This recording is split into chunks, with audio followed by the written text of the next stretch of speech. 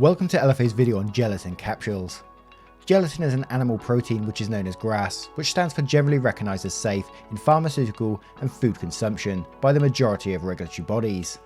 Patented in 1847 by James Murdock, gelatin capsules are currently the most popular capsules out there. Gelatin capsules are usually derived from beef or pork, along with water and a plasticizing agent such as glycerine to provide durability. There are several benefits to gelatin capsules, with the main one being they're more economical than all the alternatives out there. They're also manufactured to GMP standards. Gelatin capsules are easily digestible and will dissolve within minutes of reaching the stomach, while also hiding the unpleasant taste and smells that some formulations may produce.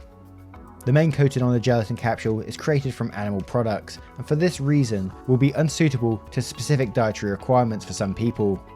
Also, it's important to note that gelatin capsules are known to experience cross-linking, whereas some other types of capsules such as HPMC do not. Cross-linking is caused by gelatin polymerization.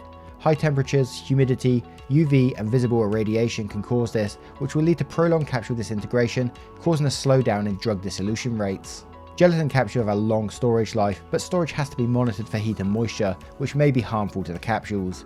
Again, if you're looking for a capsule that's potentially easier to store, you may want to consider HPMC capsules. When you've decided on the type of capsule you're using, you'll then want to think about the capsule size you'll need. On the LFA website there's a capsule size chart where you'll be able to see lots of useful information about capsules, capsule sizes and formulation densities. This will also be explained in our capsule size guide video in the description below. For more information, products and guides, please visit www.lfacapsulefillers.com.